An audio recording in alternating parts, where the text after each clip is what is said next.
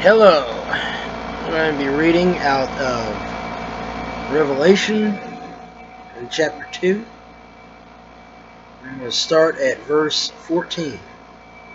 But I have a few things against thee, because thou hast there them that hold the doctrine of BLM, who taught Balak to cast a stumbling block before the children of Israel, to eat things sacrificed unto idols, and to commit fornication.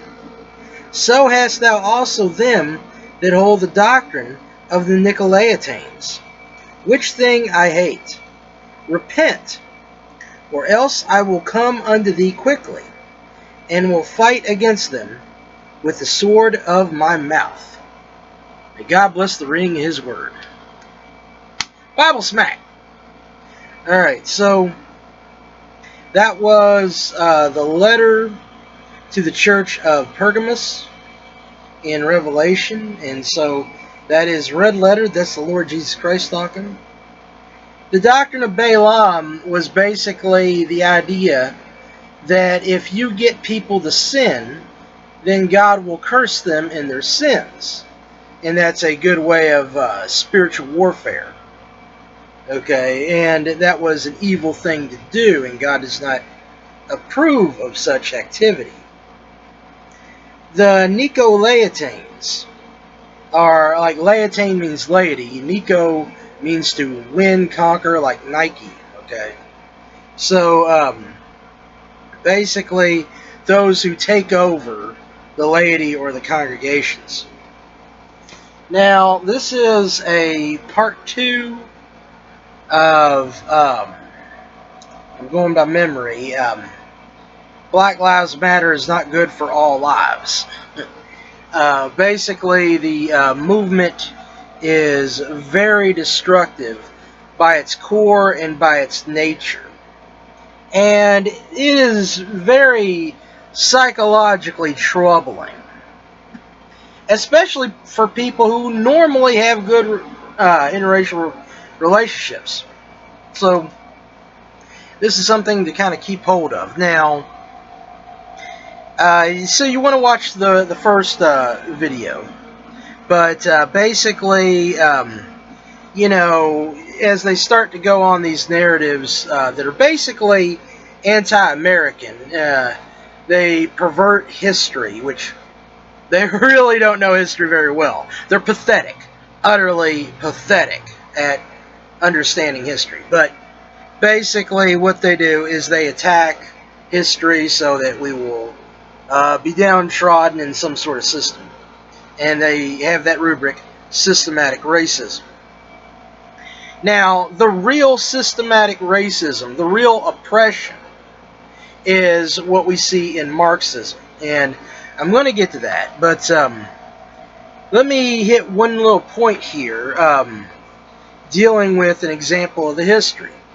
Now, what they're wanting to do is really bunch up everybody that's got a beef with America and confederate all the haters of America to come together in one big hoopah and then destroy the country. Looks like they're probably accomplishing that. Okay. A good example of the festering, retarded hate, okay, satanic hate that they embody, okay, that these dirty demonic Satanists embody. Just this weekend, they went up to Rochester, New York, and tore down the statue of Frederick Douglass, a former slave, an abolitionist, one of the greatest names in the history of African Americans. Second only to Martin Luther King, as far as I could tell. I mean, there's other people you could argue about, but still, he's up there if you want to argue at all. Okay, they tore his statue down, drug it about 50 feet. How can you claim to care about black people in history and tear down their heroes? That's not sane. That's stupidity. Not to mention all the killing, including killing black people. And no, okay, we gotta get away from the color that paradigm. African Americans, or the better thing, and I know I'm not going to be able to trump this across, but there's a group that I think that's properly done it. American descendants of slaves. Okay? If you care at all about American descendants of slaves, you do not destroy their monuments. Okay? That is not just an oopsie. It's a proofie that this is not a movement about people of color. Okay? But let me not miss this point. So basically, they talked about Mount Rushmore recently, and they said, well, the Indians got a beef, and they said that's our land, and you're putting these Europeans on. By the way, European on Americans is a racist connotation. Okay, just flat out racist. These men fought wars to free themselves from the Europeans. Therefore, they're not European, they're American. Okay? Just flat out. Okay? And when they do the white thing, alright, and that's why I'm trying to get away from that. I know there's a lot of programming in us all. That they programmed us from the time that we're children. But basically, just as much as you say, I'm not going to spend my life being a color. Alright, whether it becomes like, well, we're just the color black. No. Okay? Well, we're just the color white. The white is like, you're the European. No, I'm not the European. No, my ancestors are not the European.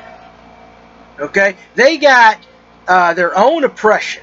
Okay? They got their own genocides. Alright?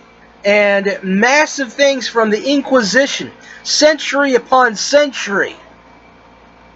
And so since they were rejected, and since they rejected that system, and since they finally fought and fought and fought through every single barrier until they could autonomously achieve, but only autonomously in the physical, because it was by the grace of God that they were able to find liberation, then they don't deserve the title European.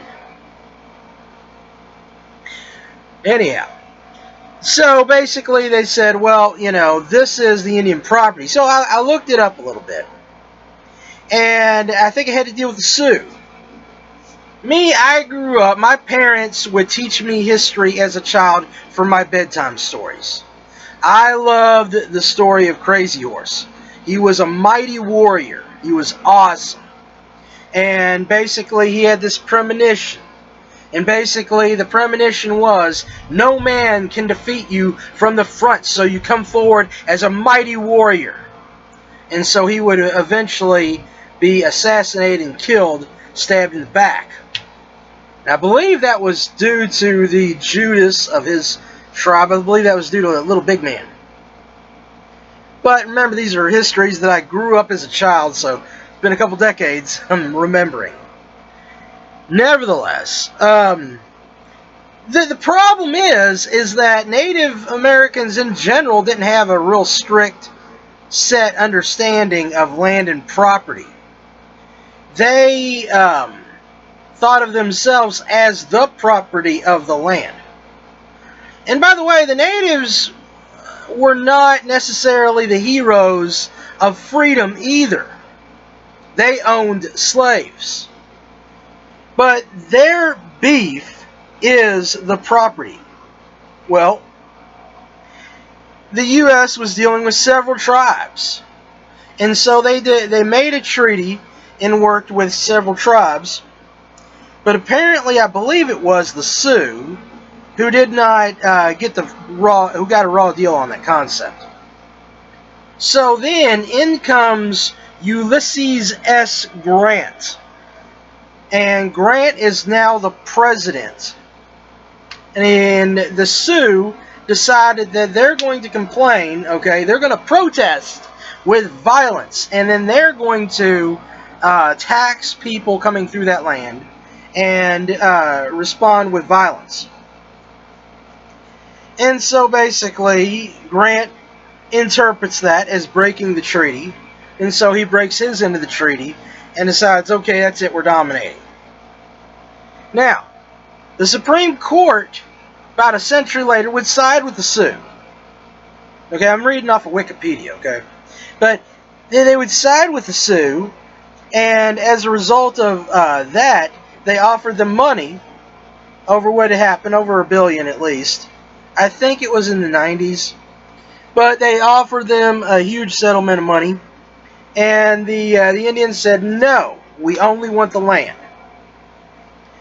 So you still got this beef, but it's an imposed beef, because they don't want to have a solution. And this is something you have to remember as a theme. But also, if you think that the Native Americans were dealt badly, you're dealing with Grant, okay? And what did Grant do? Grant was the oppressor of the South. Okay, he's the one that waylaid everything out. Alright, and then upon that premise, they could have given the descendants of slaves 40 acres and a mule like they had said, which would have been a fair solution, because they really didn't need to be there with some pretty ticked off southern white people who had just been raped and pillaged and had all their land laid waste, and now had all these Yankees, through the vote of the African Americans, have now these Yankee carpetbaggers taking over, taxing them sometimes 300%, and just wiping out what was left of the economy, what was left of the society, stirring the pot up into a boiling rage. And so basically, here you see the Union. And that went over, because the Yankees went a-conquering and to conquer. They were a huge population because all the immigration was going north. All the ships and all the trade was north. All of the factories were in the north because they had specially highly taxed, what was it when you invent something and you get a patent? Because of the patent system, they were not allowed to replicate, and they had already had their agriculture, and the slave system was destroyed, so there was no way to make money. Farming, agricultural life, demands 24/7 care. This is why slavery always worked with farming, because you needed somebody not part-time.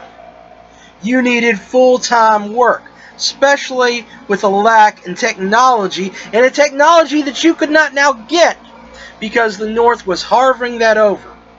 They had been very shifty about this. When they had their abolition in the 1830s, they willingly agreed to it, but they sold all their slaves. They did not liberate their slaves. You know, independently, some may did. Independently, some Southerners may did too. But they sold their slaves by and large to the South. That means the South gave all of its money and didn't have any money left. But hey, they've got a great investment. Okay? And so now they're financially stuck to that system. Not that all of them were stuck, because 80% were not slave owners. However, that was the main money system. So if there's any trade involved with money, unless you're living off the resources on your own, all trade, all that kind of stuff was dependent on the North. And then the North was double the population of the South. Okay, you see where this is going? So basically, not to say, okay, you know, we have to think not in a just good or just bad, but if you have to like flatten out the whole thing, you have to look at a system. The South had an evil in it. It definitely was an evil, but it was not the most evil of evils. Okay? They were dealing with 300,000 people that they kept into a system to where those 300,000 people very quickly bred into 4 million. Okay? That's like about having like 14 kids every household. Okay? So They were physically cared for. The Irish in the North, I've got some ancestors, the Irish in the North were treated like crap. Okay? And when I say that, usually what you had, even in the North, in New York, and I got this from Sojourner Truth, basically a Englishman, a white Englishman would get paid a quarter a day for work. We'll say African American got paid a dime a day for work, and the Irishman would get paid a nickel a day for work. Okay, so an Englishman would make 5 times that of what the Irishman would make. And they had to live in little huts on the side of the road. Okay, they did not have carpet or anything. They had gravel huts and lived in filth, and then they went to the factories. The average age of an Irishman was a lifespan of 35 years. An African slave would be 70 to 90 years. Because of the system was to preserve their lives because they want bigger, stronger, slaves, stuff like that. Not to take anything away, but just to see how this all works out. Okay? So basically, they sent all these immigrants from the North on down to the South to fight in the Civil War. Alright? And then you deplete them. So what's happening is that the Southerners are oppressed. Yes, they did oppress the African slaves, okay, but only in the way that the whole country oppressed it. But as to the last study I did, the way that was set up by the British, okay, from the Africans who sold the slaves to the British, who then sold it to the Yankees, who then brought it to the South. There were no slave ships in the South. But this is an important concept because basically what it is that the Southerners were the patsies. Okay? They were set up. Not saying they did wrong, but just as if you were a patsy in a crime. And yeah, you agreed to it, but everybody set up every other detail and you took the full punishment. Okay? That's what happened. The Southerners were the patsies. And you have this back and forth thing that went over 150 years after that. And that's what you deal with KKK. That's what you deal with certain other movements. And the communism will get involved with that as a reaction. The communists will try to take advantage of these African Americans and accomplish it on many occasions. So, see what's happening there. Then you go over to this Native American issue. And what is Grant's doing exactly what he did in the South. Okay, so that is the oppressive part. Okay, that's where this vein kind of comes in. Okay, and this goes into this liberalism and this liberal takeover, okay, of the American system. Not complete, not total, wasn't capable of doing that because we did have a free system. Okay, but nevertheless, this is how that worked out in history. When we look at the Democrat Party, you have to understand how some of their policies leaked into this system.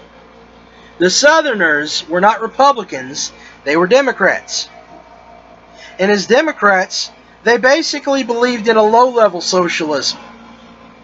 You have your local boys and your state boys and the good old boys, and they would kind of do everything on the oppressive level at a low level. Okay, they wouldn't go up high, they'd do it down low. But essentially, that mentality would make them victims of the future communism. Because the communism just says, bring it all, just the whole block. And at first, Democrats rebelled against that. But eventually, it was coming. The African American population was not Democrat. Not until the 1960s. Martin Luther King, registered Republican. Martin Luther King, Baptist minister, socially conservative. And he had a little bit of Irish descent, just like me.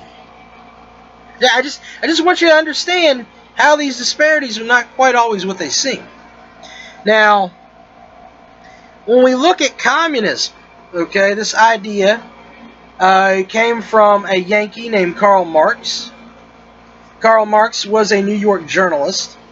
Even though he was from Europe, he ended up a New York journalist. And basically his philosophies were really longing, as I started to read the Communist Manifesto, he's longing for the old days, okay, where everyone was in a caste system.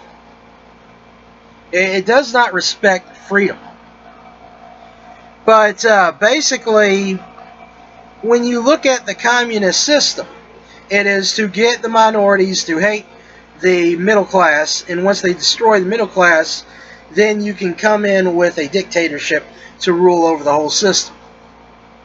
And you basically virtue signal at the top to get that across. So, this system, of course, destroyed half of the world. One good example of how this was good for blacks would be Rhodesia. You know what Rhodesia is? Some of you don't. Okay, smart people might know. But basically, Rhodesia was the richest country in Africa off of that dirty capitalist system. And then they flipped it into a communist country. And the economy crashed. And so the value of money got less and less and less. So then they ended up having to change the name of the country back in the 70s. And that communist country became Zimbabwe. Went from one of the richest countries in Africa to the poorest country in the world. I watched some of these three ladies that started the BLM movement with Black Lives Matter. Really just putting all of the leftist liberalism on steroids. Okay? That is their answer. Just keep on doing what you've been doing, but do it worse. Okay? But she mentions, oh, we care about all black lives. Look at Haiti, the oppression of Haiti. What's Haiti? Haiti was a French colony. And the slaves rose up against their masters and said, that's it. We're taking over. And so they took over, okay, their land of Haiti. And Haiti is half of an island. There was another half of the island called the Dominican Republic. It's a nice place. Okay, generally it's a pretty well nice place. So you have this Dominican Republic, which is nice. And then you have this festering nation covered with the voodoo and witch doctors and lifespans that are horrible. People live and die and live and die and live and die and live and die. Okay? And it's one of those things where we really care about what happens. Okay? I'm happy and sad to say that I had a cousin who died as a missionary in Haiti. Okay? Now, this system does not work, and it has not worked. Why? Because this distrust of white people then outranks and says, look, if you got good ideas and they're white, well, then we can't take those. Okay? So, basically, out of that rejection, the problem is with African slaves is that they are war-torn. And they came in war-torn and illiterate without even having a full understanding of the traditions of Africa itself. And so ultimately they were just like an orphan or an illegitimate orphan that really has no past in history and then passes down those mistakes upon another generation. Now this is a problem that even African Americans have from this African slave trade. But it's so much advanced in Haiti. And so what happens is, like, the good ideas, well, we can't do the good ideas. Alright? Well, that's the same thing the BLM is trying to propose. Alright? And so what they do with that is they say, hey, that Marxism suddenly is the answer. But Marxism is the enemy. Okay, I explained how it ruins the economy. A normal system is that the Democrat takes over an African American neighborhood, puts out legislation. Oh, that's against the environment. The environment. Okay? They say, okay, yeah. Alright, and all of a sudden your small businesses can't get any bigger. So then what do? Well, then they find money in another way. Okay, and then here come the drugs. Alright, so here comes all this illegal activity going on. Alright, and then that money gets funneled back to the Democrat Party. One idea, maybe it's some of these different unions. Not saying that all of them are guilty, but, come on now. So then that comes back because the unions are the big funder for the Democrats. Okay, by and large, everything I'm saying is generalities here. Okay, but we just got to speak the truth at some point. Even if it's general truth, just receive it generally. So what you have in the Democrat Party, it encourages racism. It's divided up according to race. But the GOP, Republican Party, is not. But the Democrat is. You have like these different caucuses. There's black caucuses. I believe there's a white caucus. There is a Spanish caucus. Now there's a gay caucus. So you have like these Olympic rings, and it's like, each mob or each tribe, confederates. So basically, all these groups kind of get together and wrestle amongst each other, but they're not really productive. They're not really producing good things, and if you let them take over, they sap everything. And the system keeps on getting worse. Because what are they going to keep on doing? Raise taxes, raise taxes, raise taxes. Okay? Take away opportunity. Take away ownership. Now, think about this. The government has confiscated about half of the U.S. territory. So half of the U.S. territory is environmentally protected.